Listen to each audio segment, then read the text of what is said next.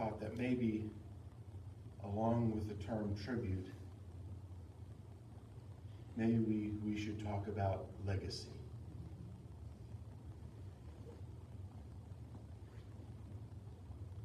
Gerry made me a believer.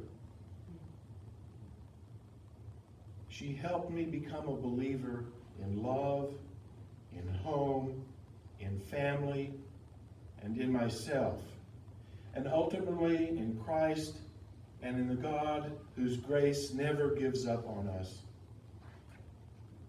I was supposed to be with them for 2 weeks. The day I moved into their home, I thought I was staying for 2 weeks. I was 17, junior in high school. I was lost, looking for a new way to live, a new way to be. I moved hoping to find healing. 2 weeks has become a lifetime of relationship. I began to discover who I truly was, who I am. I came to know that life was rich with beauty and possibility, things I had perhaps once known but had forgotten. Looking back, I understand that this journey began with a gift of hospitality. Hospitality of space and time. Hospitality of heart. Years later, I read Henry Nouwen, who defined hospitality as creating a space where a stranger can become a friend. It is not trying to change someone, but giving them room where change can happen. He described it like inviting someone to your house, and you open the door, but you have to back up to let them in. That is what Gerry and her family did for me. They opened their home, but even more, they opened a place in their lives. And they didn't try to remake me. They gave me room to become the person God had already created me to be. I discovered so much about myself in that last year and a half of high school. Even after I left for college, I remained on Gerry's radar, magnifying glass, and continued my journey of faith and growth and healing around their table. I discovered the richness of family and laughter, of peace and faith and hope and love. It was a home where people were welcomed and hospitality freely given. Grace was abundant and possibilities grew. I learned that creativity and imagination belong to each of us, expressed in our own unique ways. Gerry saw something in me that I could not see in myself. She believed in me long before I believed in myself.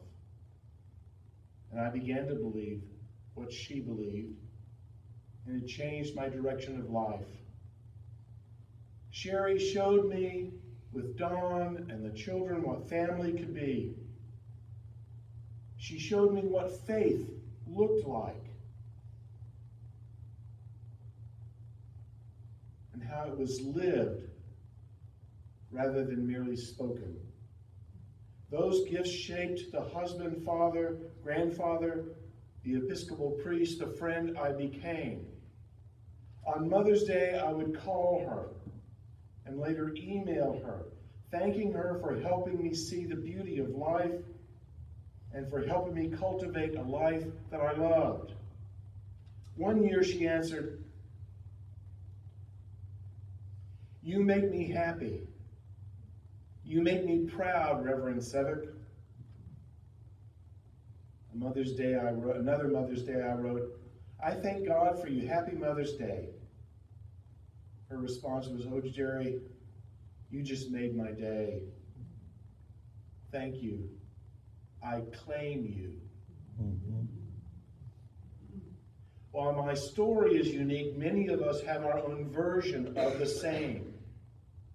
Gerry had a way of seeing what others may not see, or cultivating what we knew might be there, welcoming people others people might overlook. Years later, it didn't surprise me to learn that she was volunteering at the Gospel Cafe in Waco. One woman who came there after experiencing homelessness described it in an article. They make you feel like a person. They make you feel human. I remember reading those words and said, yes, that's Gerry. At the Gospel Cafe, people weren't simply handed food. They were invited to sit at a table, drink from a glass, use real silverware, and choose what they wanted to eat. That's what one of the people said. Hospitality there meant more than meeting a physical need. It honored the dignity that had always been in each of us. It created a place where people could feel safe and seen and valued. In the baptismal covenant of my tradition, we ask those being baptized and those in the congregation, will you strive for justice and peace among all people and respect the dignity of every human being? Together we answer, I will, with God's help. Gerry taught me we do not do this by our own strength, but by the grace of God. I have come to know that respecting the dignity of every human being begins by recognizing the image of God in that person. Hospitality is one of the ways we do that. We make room. We welcome. We remind people that they are seen, loved, and never forgotten. Long before I ever stood at a baptismal font and answered those words, Gerry was already living those words in my heart.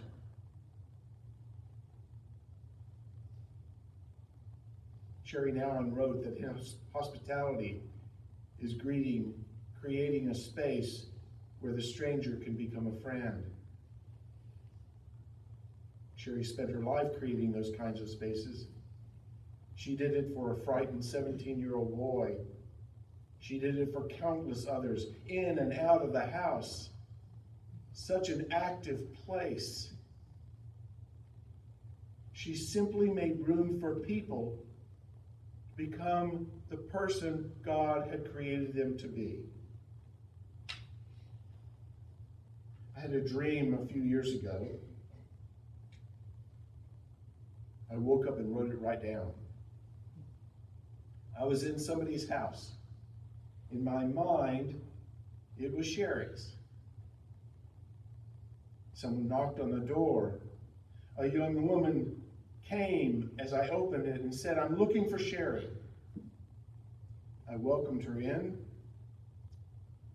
took her by the hand, walked her through the halls looking for a room for her.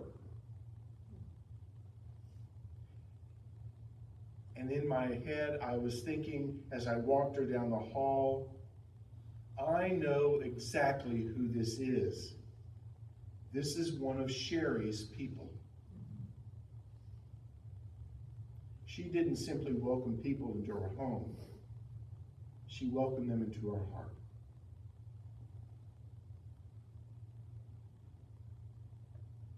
Today we gather as family and friends to thank God for her life, for her legacy, and to embrace the hope of resurrection. We grieve, but the grief is in words of faith. Because we grieve because we love. Yehuda Halevi wrote, "'Tis a fearful thing to love what death can touch. It is a holy thing." Love is a holy thing. If we had never loved, we would have never grieved.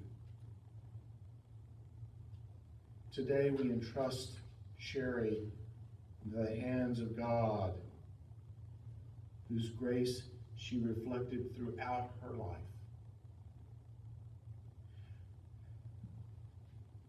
Sherry made me a believer, and I know I'm not the only one.